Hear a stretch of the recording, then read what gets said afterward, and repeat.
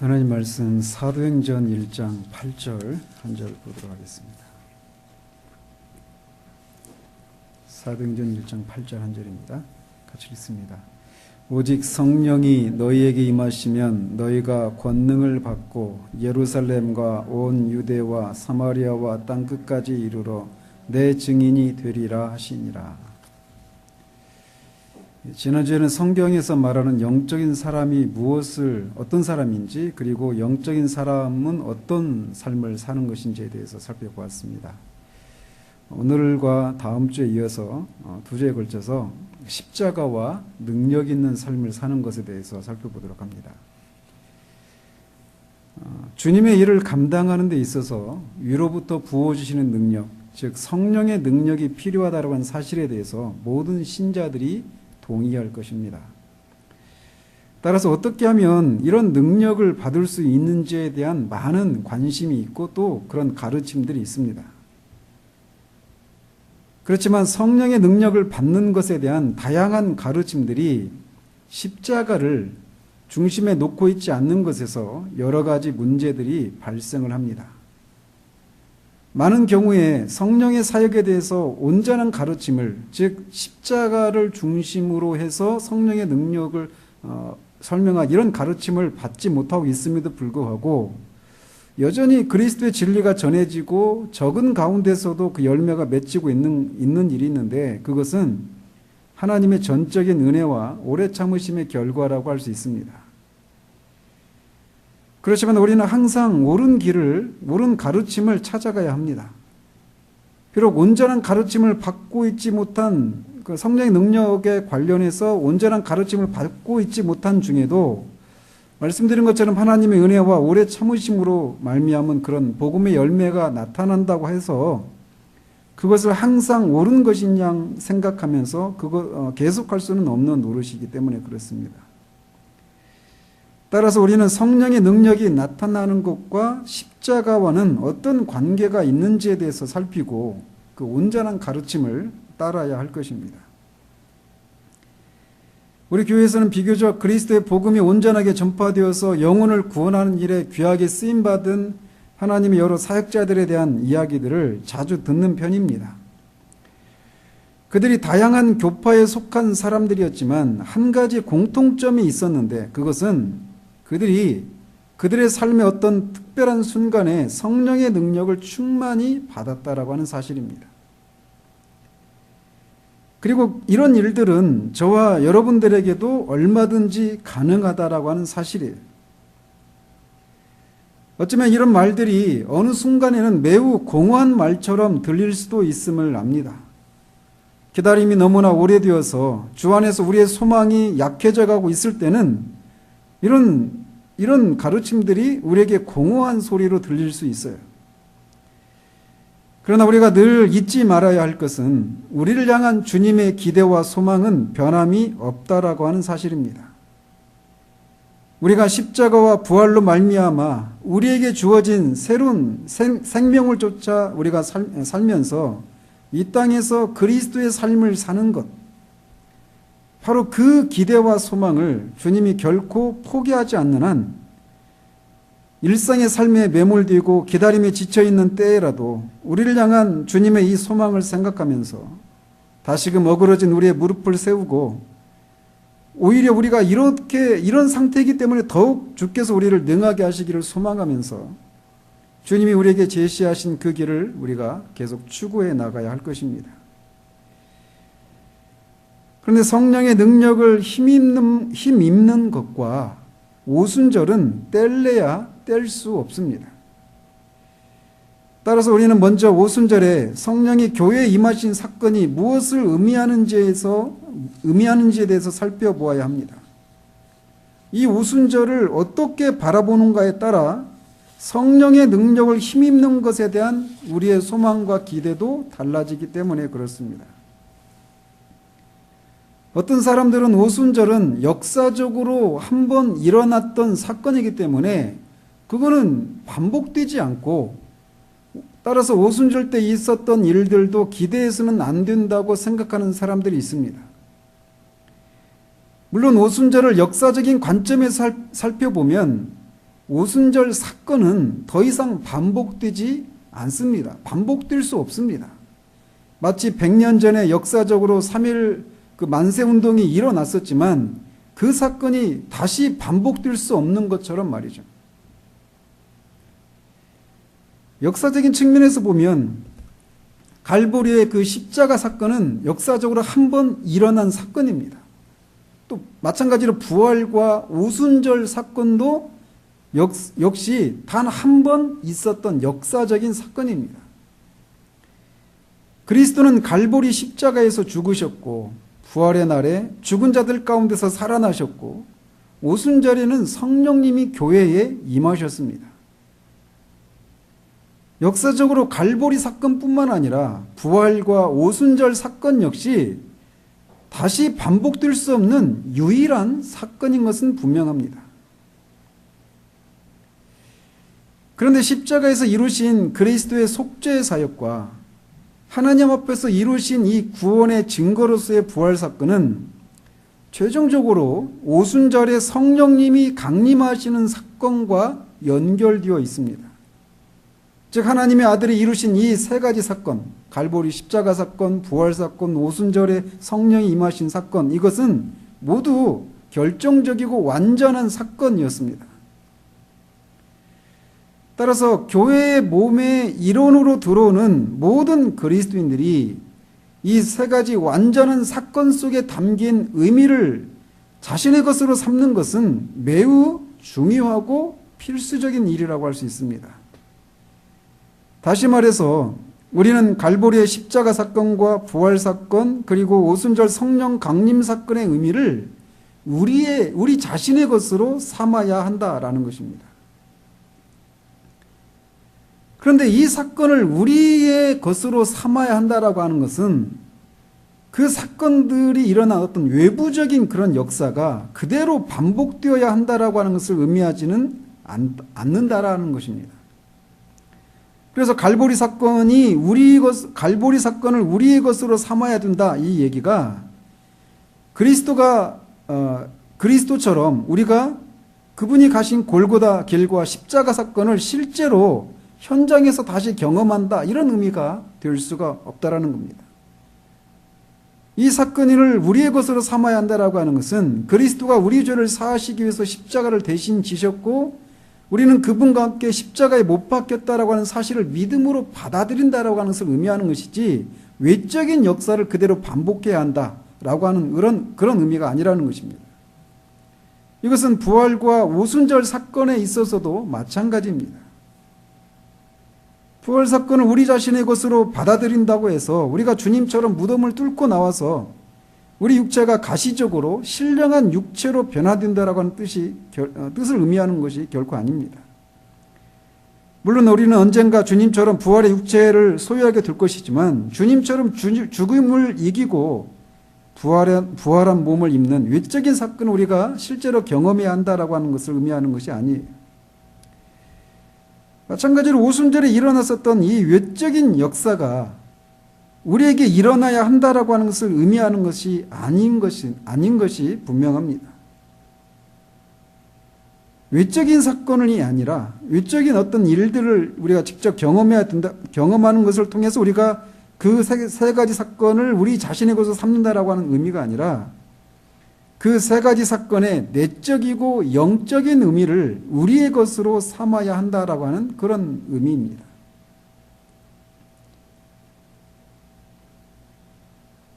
그렇다면 하나님의 백성들이 진정으로 알아야 할 갈보리와 부활과 오순절 사건의 영적이고 내적인 의미는 무엇이고 또 그렇게 그 세 가지 놀라운 사건을 통해서 드러난 그런 외부적인 그런 어떤 사건들을 우리가 다시 실제적으로 경험할 필요가 없이 그 내적인 의미, 영적인 의미를 우리가 받아들인다라고 하는 것을 우리의 것으로 삼아야 된다라고 한다면 그 세 가지 사건이 의미하는 것을 우리가 어디에서 배울 수 있는가라는 겁니다. 오늘은 특별히 오순절과 관련된 오순절 성령의 부어주심과 관련된 얘기를 하려고 해서 그것에 초점을 맞춰서 말씀을 드립니다. 주님은 십자가에 못 박히시기 전과 또 부활하신 후에 이 세 가지 사건이 의미하는 것이 무엇인지를 제자들에게 말씀해 주셨습니다. 그리고 승천하셨는데 구약에서는 모세를 이스라엘 백성들에게 하나님의 뜻을 전달하는 그런 계시의 도구로 삼으셨던 것처럼 신약에서는 바울을 이 세 가지 역사적인 사건의 영적이고 내적인 의미가 무엇인가를 전달하는 도구로 삼으셨습니다. 따라서 우리가 갈보리 사건과 부활 사건과 오순절 성령 강림 사건이 우리에게 주는 참된 의미를 알기 위해서는 사도행전의 역사적인 기록에서 뿐만 아니라 바울의 서신에서 배워야 한다라는 겁니다.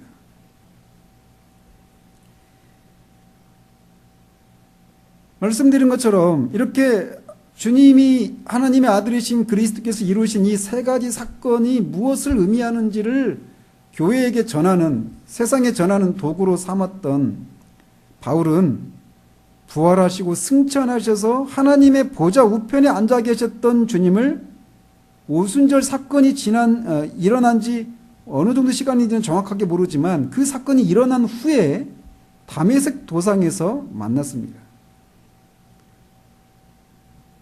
바울은 바로 그 주님으로부터, 승천하신 그 주님으로부터 그리스도의 복음을 직접 배웠어요. 그래서 갈라디아서 1장에서 형제들아 내가 너희에게 알게 하노니 내가 전한 복음은 사람의 뜻을 따라 된 것이 아니니라. 이는 내가 사람에게서 받은 것도 아니요 배운 것도 아니요 오직 예수 그리스도의 계시로 말미암은 것이라 라고 말을 하고 있는 것입니다. 따라서 우리는 서신서를 읽을 때마다 갈보리와 보혈에 관한 그런 가르침들이 바울의 어떤 개인적인 연구나 그가 다른 사람들로부터 받은 것이 아니라 하늘에 오르시고 영광 가운데 계신 그리스도로부터 직접 십자가와 부활이 또 성령이 오셔서 성령이 교회에 부어진 이 사건이 무엇을 의미하는지를 바로 그 주님으로부터 직접 배웠다라고 하는 사실을 항상 주지해야 합니다.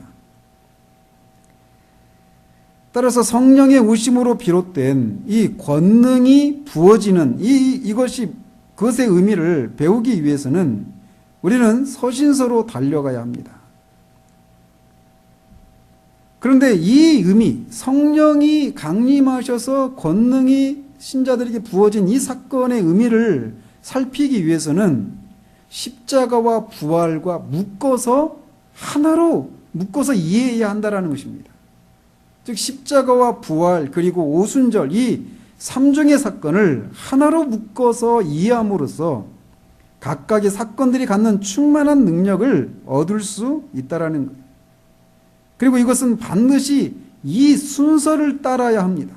십자가와 부활 그리고 오순절 이 순서대로 하나님께서 다루셨다는 사실을 우리가 기억해야 해요. 마찬가지로 우리는 십자가의 심오한 사역이 우리에게 적용되도록 기도해야 하고 부활의 충만한 능력 그리고 사역을 위한 성령의 능력이 우리에게 부어지는 이것이 우리에게 적용되도록 이것이 차례대로 우리에게 적용되도록 기도해야 합니다. 이 순서를 우리가 염두에 두어야 하는 이유는 성도들 가운데는 십자가와 부활 사건에 깊이 뿌리 내리지 못한 채 오순절의 능력을 구하는 사람들이 더러 있기 때문에 그렇습니다. 십자가와 부활의 사건의 의미를 깨닫고 그것에 뿌리를 내리지 못한 채 오순절의 능력을 구하기 때문에 마귀가 광명의 천사로 위장해서 일으키는 일들에 미혹되는 일이 일어나는 것이에요. 십자가 사건을 우리의 것으로 적용한다라고 하는 것은 많은 사람들이 생각하듯이 십자가를 단지 죄를 용서받고 거기서 하나님과 바른 관계를 맺는 것만을 의미하지 않는다라고 하는 것을 우리는 앞에서 계속 살펴왔습니다. 우리가 지금까지 살폈듯이 십자가는 이것을 포함해서 십자가에서 우리의 옛 아담에 속한 생명을 못 받고 그 생명이 무력해지는 것도 포함되어 있다라고 하는 것을 우리는 살펴보았습니다.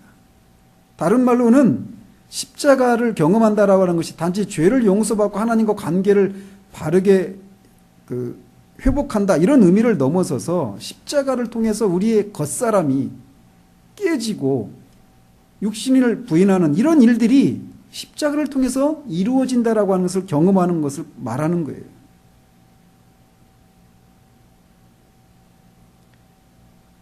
근데 이 일은 사역을 위한 성령의 능력을 힘입는 일에 앞서는 일이라는 것입니다.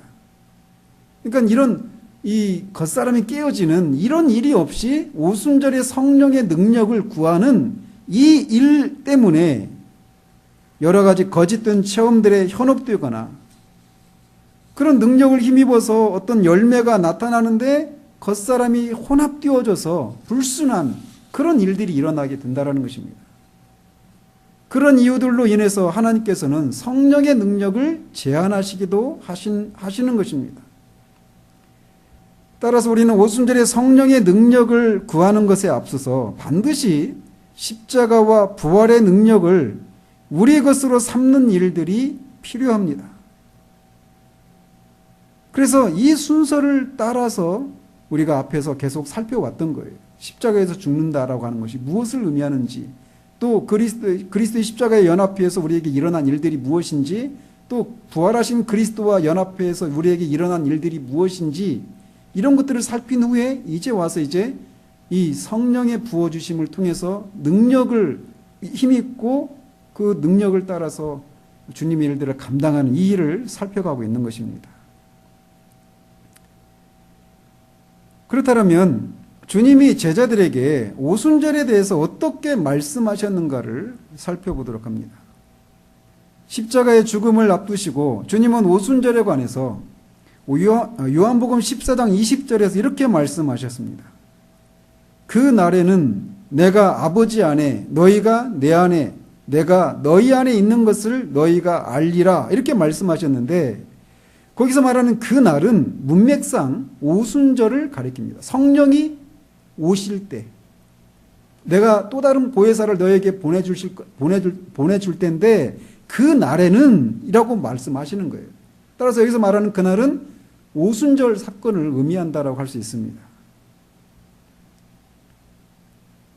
그런데 주님으로부터 이 말씀을 듣고 있는 제자들은 어떻게 주님을 바라보고 있었는지를 한번 생각을 해보십시다. 주님으로부터 이 말씀을 듣고 있는 제자들은 그리스도와 함께 지냈던 사람들입니다. 다 3년 동안 주님과 함께 지냈던 사람들이었어요. 그러면서 그분이 이 땅에서 사람으로 계셨고 사람으로 사셨다라고 하는 것을 직접 눈으로 보고 그것을 인식했던 사람들이었습니다. 심지어 주님이 부활하신 뒤에도 제자들은 그분이 비록 부활하신 몸을 입으셨지만 여전히 사람으로 계신 것을 보았어요. 그들은 실제로 그분을 육체적인 부활을 증명할 수 있는 살과 뼈를 가지신 사람으로 인식하고 만지고 또한 그렇게 사람으로 대해야 했습니다. 또 제자들은 이 사람, 자신과 함께 3년 동안 지내시고 부활하셨지만 여전히 사람으로 계신, 부활의 몸을 입고 계시지만 여전히 사람으로 계신 이 주님이 자신들을 땅에 남겨놓으시고 자신들의 눈앞에서 하늘로 올라가신 승천 사건을 목격하기도 했습니다. 제자들은 그 장면을 보면서 그분이 하나님께로 올라가신 것을 알았어요. 천사들이 말해줬으니까. 그런데 그게 전부가 아니라는 것입니다. 주님은 그날에는 내가 아버지 안에 너희가 내 안에 내가 너희 안에 있는 것을 너희가 보리라 라고 말씀하셨어요. 그날에 성령님이 그들에게 나타나서 이 제자들도 하나님 안에 있다는 사실을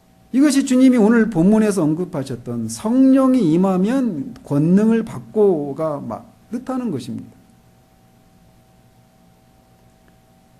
그것은 성령님께서 우리의 영 안에 들어오셔서 우리 중심에 자리하시는 것으로 이루어집니다.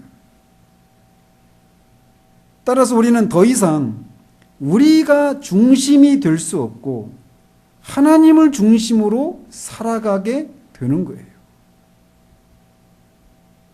우리가 승천하신 주님과 연합해서 하나님께로 데려감을 입을 때 하나님의 성령이 우리를 통해서 그분이 원하시는 모든 일을 행하실 수 있게 되는 것입니다. 그렇게 될 때 우리는 기드온과 같은 경험을 하게 된다라고 제시편 예수님 말합니다. 사사기 6장 34절에 보면 여호와의 영이 기드온에게 임하시니 기드온이 나팔을 불매 이렇게 되어 있어요. 그런데 여기서 여호와의 영이 임했다라고 하는 것은 여호와의 영으로 옷 입혀졌다 이런 뜻이에요.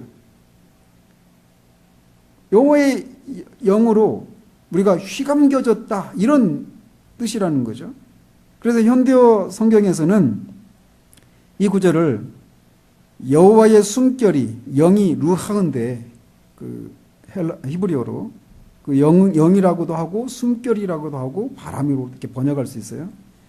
근데 그 구절을 여호와의 숨결이 기드온을 휘감자 기드온은 전쟁터로 싸우러 나가자는 뜻으로 나팔을 불어댔다라고 번역합니다. 이 일이 있기 전에 여호와의 영이 기드온에게 임하기 전에 그는 어땠습니까? 두려워했죠. 주저했죠.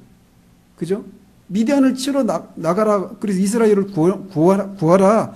라고 했을 때 주저했단 말이에요. 내가 그런 일을 하리라고 나를 그런 일에 쓴다라고 하는 증거를 좀 보여달라고 두 가지 표적을 구하잖아요. 그런 후에 여호와의 영이 기드온에게 임합니다. 그러니까 전쟁에 나가자라고 하는 그런 의미로 나팔을 불어대는 거예요. 여호와의 능력으로 그가 휘감기는 거죠.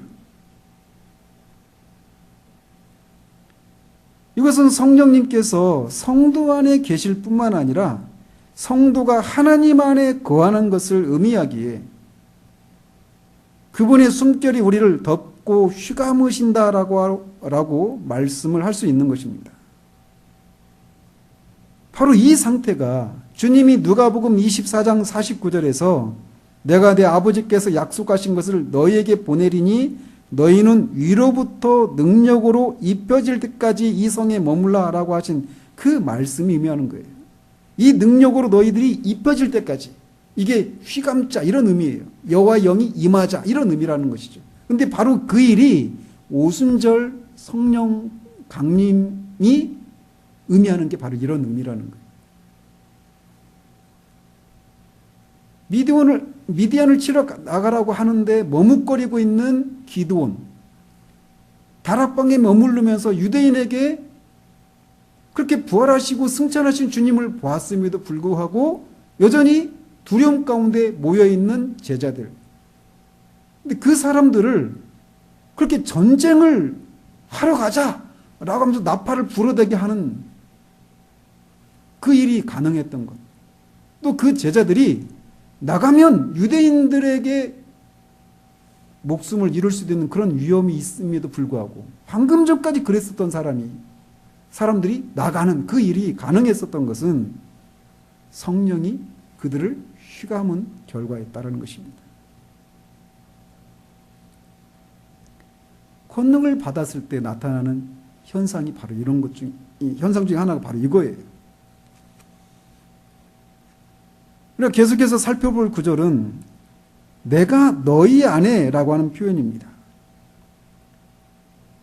내가 너희 안에 있다라고 하는 것은 내가 아버지 안에 있음으로 인해서 생겨난 결과입니다.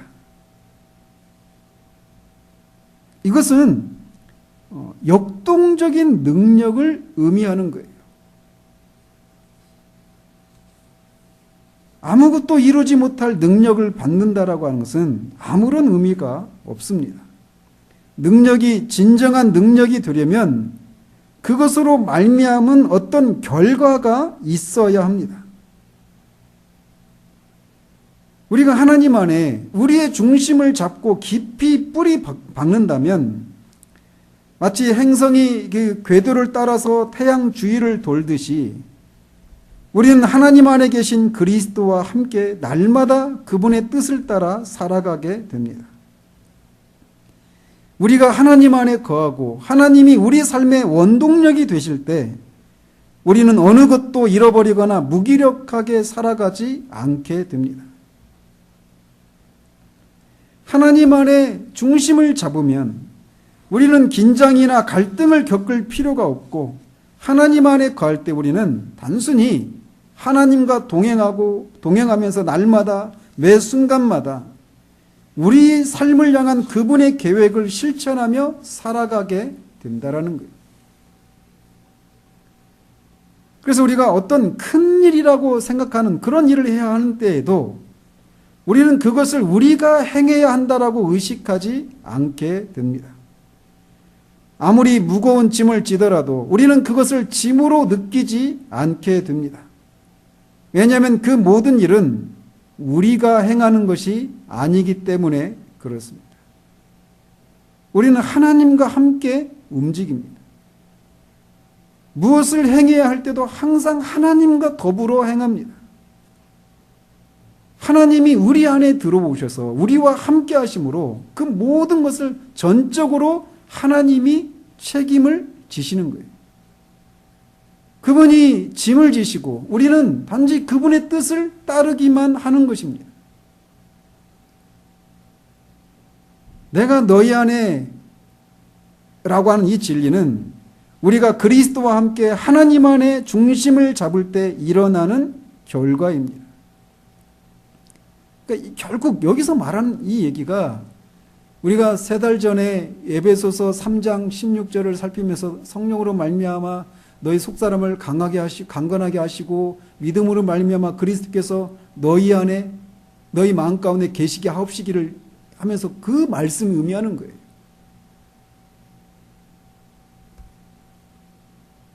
이것이 실제로 우리 안에서 이루어지면 우리 자신을 중심으로 하는 의식은 사라지게 됩니다.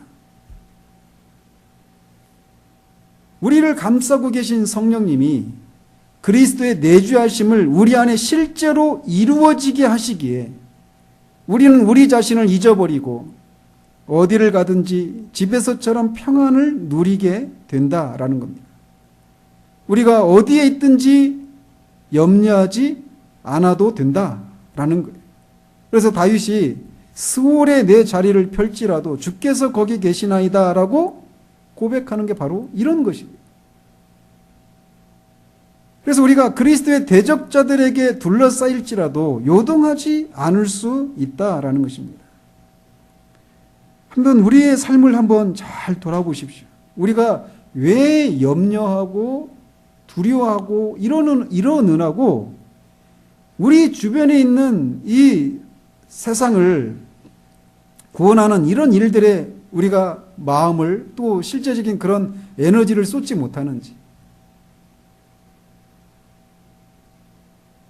그 중심에 들어가 보면 하나님과 우리와의 관계가 우리가 중심에 있어요. 그리고 하나님이 우리를 도우시는 일종의 서포터 역할을 하는 그런 관계가 형성되어 있는 경우들이 많다라는 것입니다. 그래서 염려하고 걱정하고 일상의 이 삶에 매여 있는 거예요. 그런데 내가 너희 안에 있게 된다라고 하는 것을 성령을 통해 우리가 그 그리스도의 그 내주하심을 실제적으로 우리가 경험하게 될 때 이 자기 중심성, 이게 사라지게 된다라는 겁니다. 그래서 우리의 삶의 이 주도권, 영어로 이니셔티브라고 하는데 이 이니셔티브를 성령께서 겪고 계시는 거예요. 그래서 그 리자 홀즈의 그 삶을 보면 그 변화 시점이 바로 그거거든요. 그러니까 우리가 주님을 우리의 주님으로 구세주로 영접하게 되면 우리는 주님을 위해서, 주님이시니까 우리의 삶을 헌신하려고 합니다. 헌신의 고백을 하고 헌신의 삶을 살아요. 그런데 그렇게 우리가 주님을 위해서 우리의 삶을 헌신하는 것과 주님이 우리를 통해서 주님의 삶을 사시는 것은 다르다라는 것입니다. 바로 이것을 말하는 거예요. 그러니까 이제 내 일이 아닌 거죠. 주님의 일이 되는 거예요. 그리고 그것에 대해서 주님은 항상 모든 것을 책임을 지시는 거예요.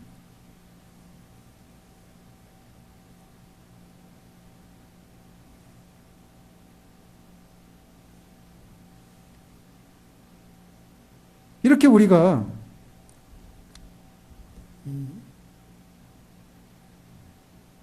살아계신 주님과 하나가 된 이런 복된 삶을 알게 되고 그리스도와 함께 하나님 안에 감추어진 복된 삶을 알게 되므로 하나님 안에 중심을 잡고 그분께 붙잡힌 바 되어서 그분 안에서 살고 움직인다면 하나님께서는 언제 어디서든 우리를 들어서 기꺼이 사용하실 것이라는 겁니다. 사도행전 2장에 보면 그 오순절 그 사건이 기록된 사도행전 2장에 보면 그것을 요한복음 14장 20절에서 주님이 말씀하신 이 진리에 비춰서 보면 이렇게 비춰줄 수 있어요.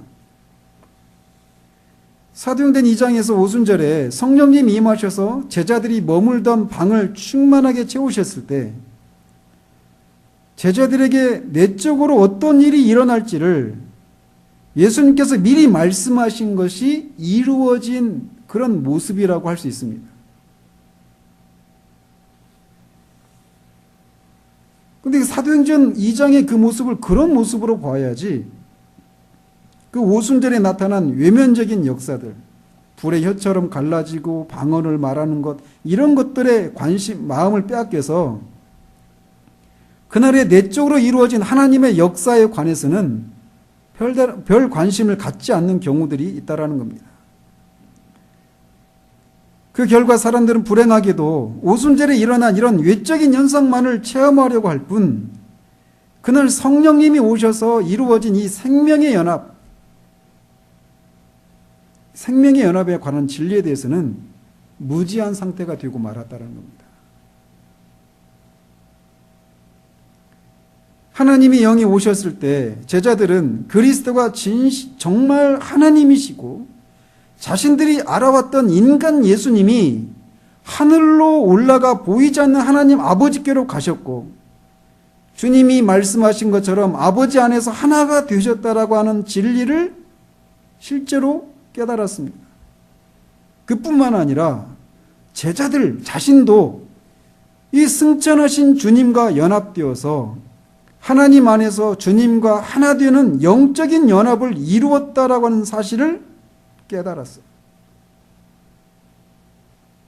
그것은 그들도 다 하나가 되어 우리 안에 있게 하시옵소서라고 하는 그런 주님의 기도가 제자들 가운데 이루어졌고 부활하신 그리스도가 제자들 자신 안에 살아계신 것을 알게 되었다라는 겁니다.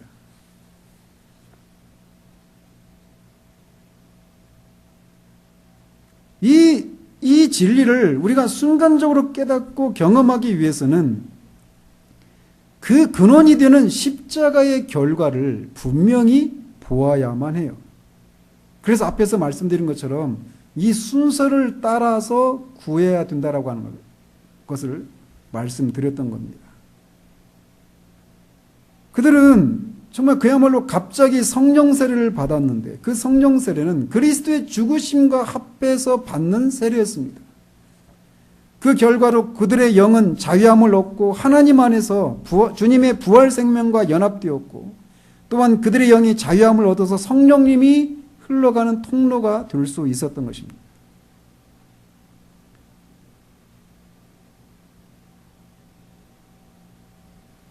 그런데 앞에서도 말씀드린 것처럼 주님은 이 십자가 사건을 앞둔 전날 밤에 그 오순절의 의미를 제자들에게 말씀하셨는데 그 오순절의 의미를 사도 바울을 통해서 더욱 상세하게 설명하십니다. 근데 그 중에 고린도전서 12장 13절 말씀을 보면 부활하신 주님이 그 본문을 통해서 오순절에 어떤 일이 일어났는지를 바울을 통해서 말씀하고 계셔요.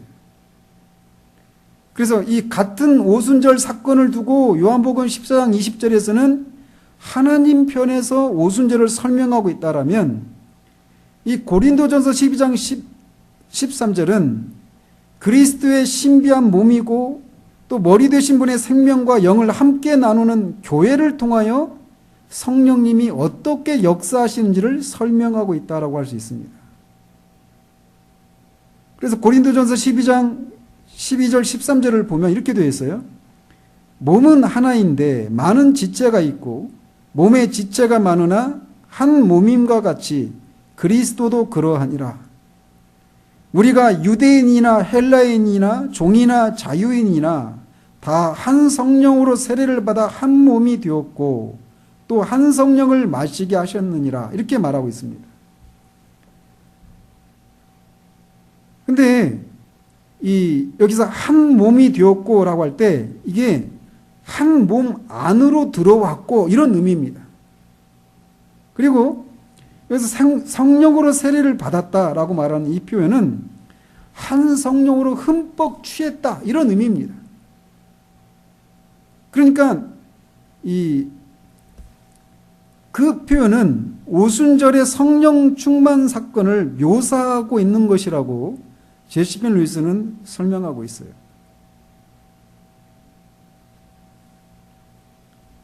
그래서 이 단락에서 삼위일체 하나님께서 교회인 몸의 지체들을 통해서 일하시는 방식을 설명해 주고 있습니다. 그래서 요한복음 14장 20절은 오순절에 신자들이 어떻게 주님과 연합해서 승천하신 주님과 연합해서 하나님 안에 들어가는지를 설명하고 있는 반면 여기 고린도전서 12장은 주님과 연합한 지체들이 성령의 역사로 말미암아 어떻게 하나의 살아있는 영적인 몸, 즉 교회를 이루었는가에 대해서 설명하고 있어요.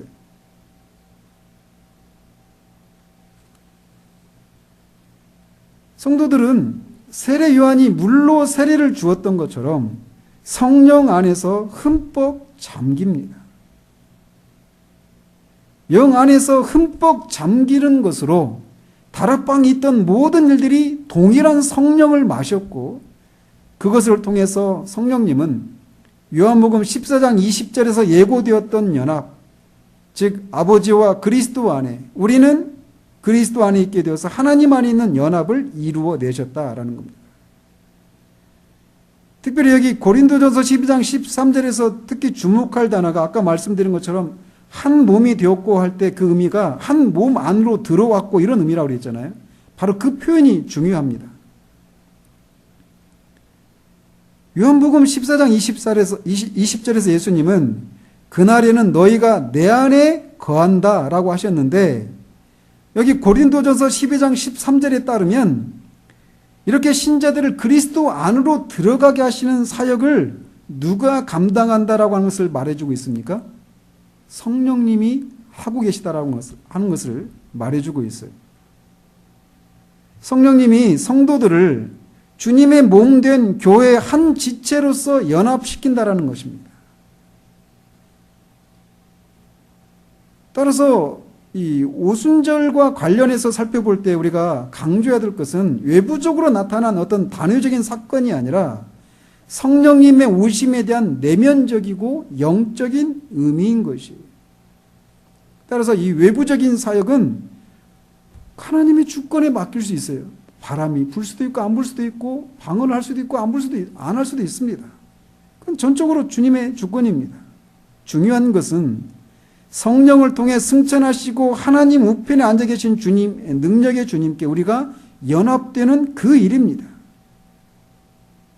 그래서 성령님이 우리 영의 중심에 계셔서 부활하신 주님이 성령을 통해 우리 안에 계셔서 그분이 우리를 통해 그분의 삶을, 그분의 일을 하시는 거예요.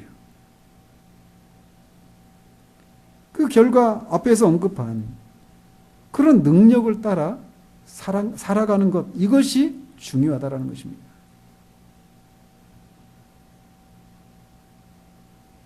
저나 우리 교회나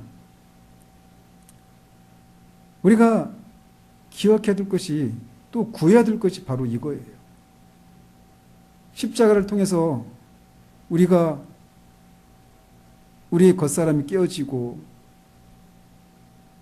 우리가 우리 옛 아담에 속한 그 모든 것들로부터 우리가 죽었고 해방되었다라고 하는 것을 아는 것 중요합니다.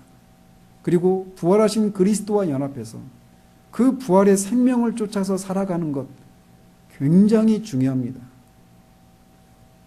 그러나 뿐만 아니라 부활하신 주님은 승천하셨어요. 그래서 우리는 여기서는 다루고 있지 않지만 그 부활하신, 그 승천하신 하나님, 그 주님을 생각하면서 우리는 하늘에 속한 사람들이기 때문에 또 하늘에 속한 것들을 추구해 하면서 살아가야 됩니다. 근데 거기서 끝나는 것이 아니라 그 승천하시고 하나님 품에 계신 그 주님이 성령을 보내셨다라는 거예요. 그리고 그 성령이 우리 안에 오셔서 그 성령이 그리스도께서 우리 안에 계시다라고 하는 것을 실제로 경험하게 하셔서 능력 있는 삶을, 주님의 일을 감당하는 그 일을 하도록 하신다라고 하는 이 사실들을 기억해야 한다라는 거예요. 그래서 기드온처럼 머뭇거렸던 기드온이, 다락방에 머물러 있었던, 문을 닫고 있었던 그들이 나팔을 불어대고 전쟁을 하기 위해서, 또 세상을 구원하기 위한 복음을 전하기 위해서 담대하게 나가는 그 일이 우리 모두에게 필요하다는 겁니다. 그 일이 우리 모두에게 있어서 주님이 그 하신 일들을 세상에 전하고 세상으로부터도 주님이 하신 일들에 합당한 영광을 받는 그 일에 우리가 모두 쓰임받기를 소원합니다. 기도하겠습니다.